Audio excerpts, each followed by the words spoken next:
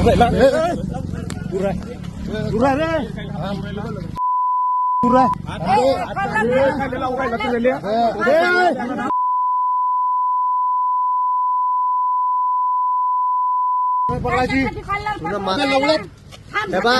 मारायचे अधिकार नाही आहे.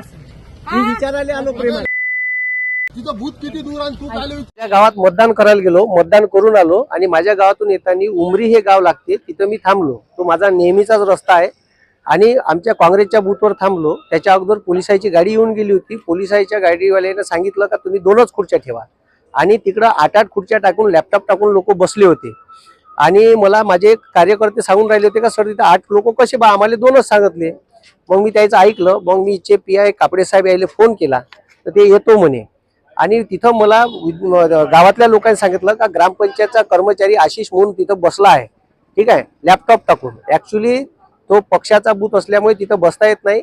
कलेक्टर साहेबांनी आणि SDO साहेबांनी BLO साठी आतमध्ये जागा दिली आहे आणि सरकारी कर्मचाऱ्याला त्याच्या बूथवर बसायचा अधिकार नाही आहे. हे नसताना मी त्याला फक्त विचारायला जाऊ बा, मी काही एकही शब्द बोललो नाही. अर्ध्या रस्त्यात गेलो नाही, मेन रस्त्यावरच 2 बूथ एकासमोर एक असे लागले होते.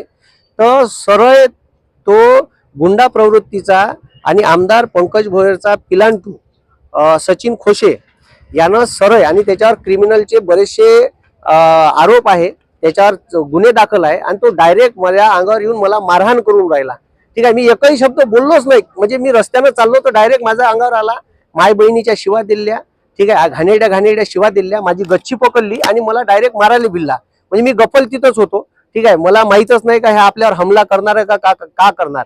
हे सरळ BJPचे माजलेले जे काही हे लोक आहे, पोसून ठेवलेले पंकज भोयर यांनी पोसून ठेवलेले लोक असे अरेरावी करतात आणि सरळ. आणि त्याच्यानंतर बाकीचे लोक गावातले धावत आले तर त्याला म्हणे एका पाहून घेईन.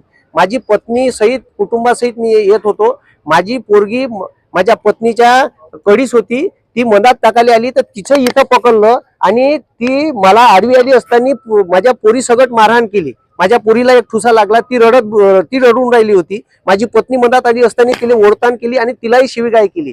अशा प्रवृत्तीचे लोक इथं महाराष्ट्रात राज करून राहिले आणि या वर्धेत सुद्धा याचा गुंडाराज सर्रास चालू आहे. आणि त्याच्यावर एक प्रदेश प्रवक्ता राष्ट्रवादीचा असताना माझ्यावर त्यांनी हमला केला. म्हणजे तुम्ही विचार करा, मी एकही शब्द बोललोच नाही. म्हणजे मी डायरेक्ट रस्त्यानं मधातून चाललोच होतो तर डायरेक्ट माझ्यावर हमला केला.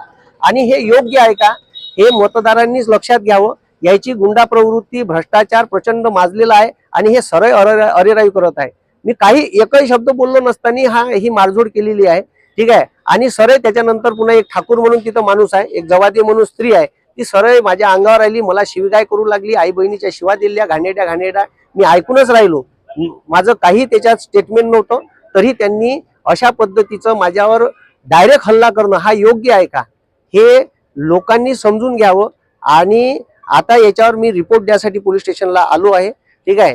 म्हणजे अक्षरशः हे प्रशासनाला ऐकत नाही. आणि प्रशासन झोपीत होतं का तिथं ग्रामपंचायतचा कर्मचारी लॅपटॉप घेऊन पंकज भोयरच्या बूथ मध्ये बसून आहे आणि तिथून पावत्या वाटून राहिला, हे लक्षात घेणं गरजेचं आहे. म्हणून मी आता पोलीस स्टेशनला तक्रार दाखल करण्यासाठी आलेलो आहे.